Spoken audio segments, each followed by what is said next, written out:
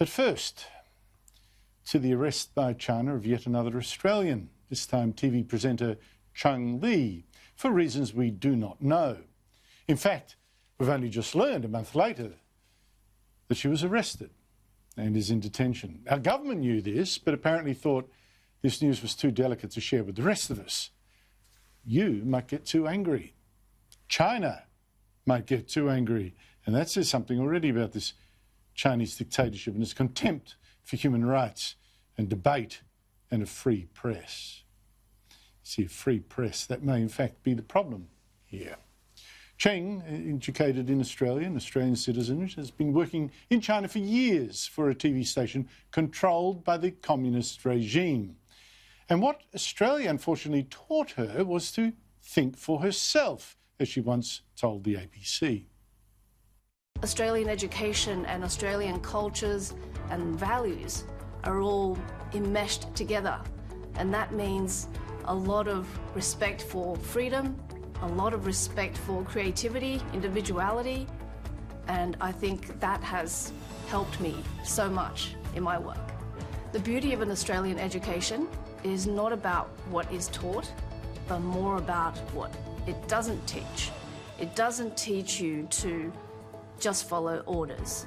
It allows you that freedom to think for yourself, to question.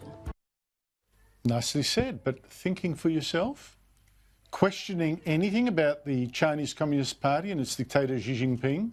That is now a very dangerous thing to do in China since President Xi started his big crackdown, including in Hong Kong, by the way, with a very public arrest just last month of Cheng Lei, a pro-democracy campaigner and owner of Hong Kong's second biggest newspaper group.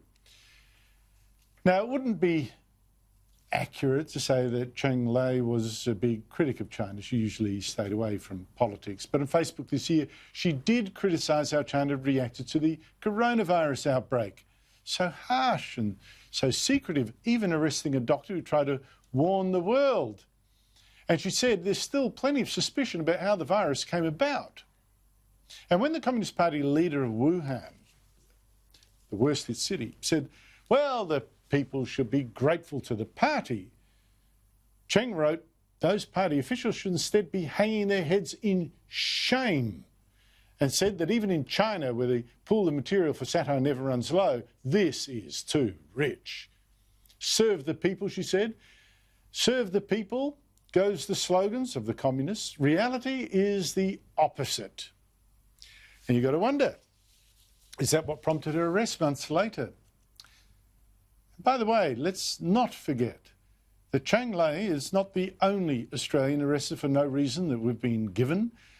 There's also Yang Hengjun, who's a writer and a dissident. He was arrested 20 months ago and is still held prisoner in China without a trial as an apparent threat to national security.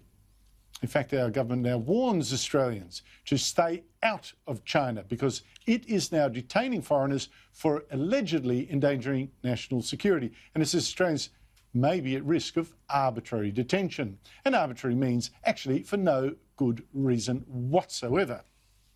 I should say no legal reason.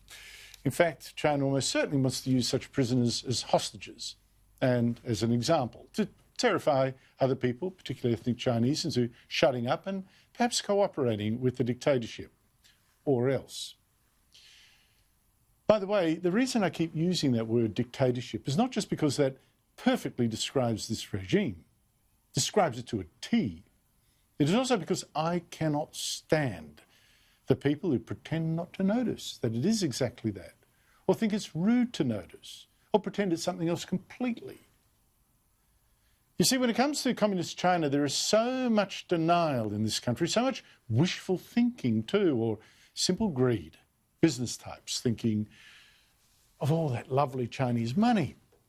And sometimes this is feeling like Europe 1938, please don't annoy Mr. Hitler. Let's compromise a little.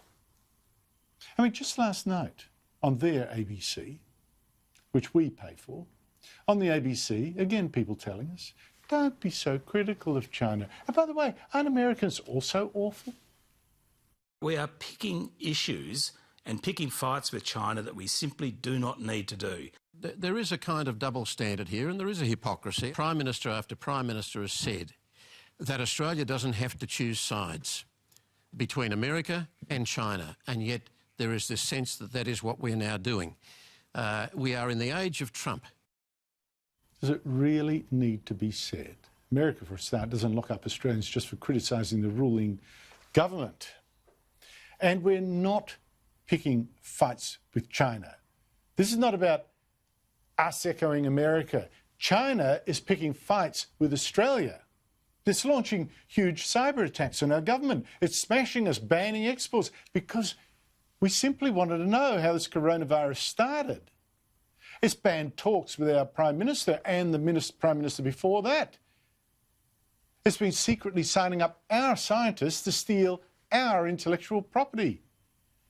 And China isn't just doing this to Australia. It's not so, suddenly we're so rude.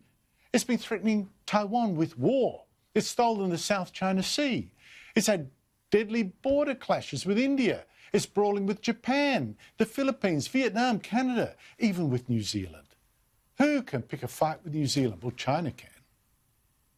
And to make China happy with us, stop hitting and hurting us, we're supposed to not care or maybe ignore that it persecutes Christians, persecutes the Falun Gong, locked up to 1 million Muslims.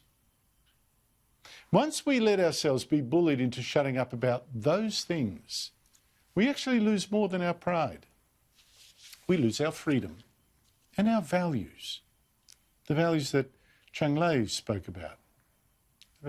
Not just following orders, not just shutting up, but being ourselves, being individuals, not slaves.